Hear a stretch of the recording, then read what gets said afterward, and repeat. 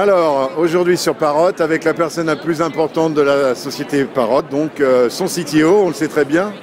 Donc Guillaume, ce qui m'intéresse particulièrement aujourd'hui, c'est la DNA de ce qu'on voit ici, là, rapidement. Qu'est-ce que c'est que cette histoire de Flower Power?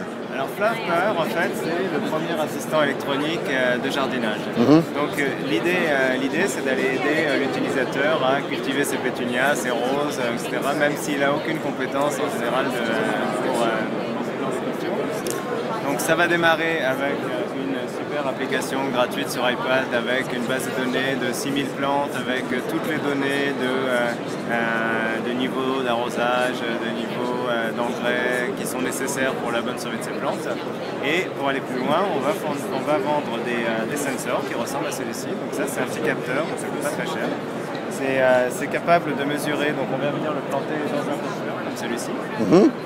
Et c'est capable de mesurer toutes les choses critiques pour la plante, c'est-à-dire le niveau d'eau, le niveau d'engrais, l'ensoleillement et la température. Toutes ces données sont donc mesurées par le capteur qui va ensuite les envoyer par Bluetooth à l'iPad, à un iPhone, à n'importe quel device intelligente qu'on va utiliser et qui va supporter l'application. Et qui vont être envoyés ensuite vers un serveur où on va stocker toutes les statistiques et toutes les informations. Grâce aux algorithmes et aux données de la base de données qu'on fournit avec cette application, on va ensuite donner des conseils à l'utilisateur en fonction de ce qui va se passer réellement. Donc si par exemple on mesure qu'il n'y a pas assez d'eau, on va dire qu'il faut arroser un petit peu plus. Ou si le niveau d'engrais est trop faible, on va lui dire de rajouter un peu. Le niveau d'engrais, hein, pas le niveau d'anglais, hein, ça n'aide pas, hein, bien sûr. J'avais compris ça au départ. Alors les plantes parlent très bien anglais en général, oui. Mais on en parle pas anglais.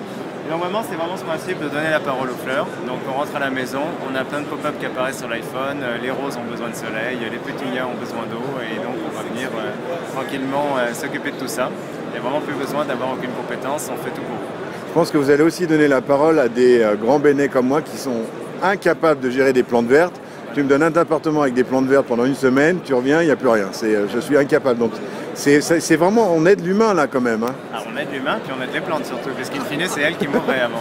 Alors, pour finir plus sérieusement, comment on peut arriver, alors qu'on est un accessoiriste de renom, on fait des produits assez effectivement incroyables, mais comment on peut arriver à se retrouver le nez dans les plantes? Qu'est-ce qui a fait que... Alors ça, je veux dire, il faut vraiment revenir à l'ADN de Parrot. D'accord. Parrot, c'est une entreprise qui, depuis le début, en fait, s'occupe d'un grand domaine qui est le traitement du signal.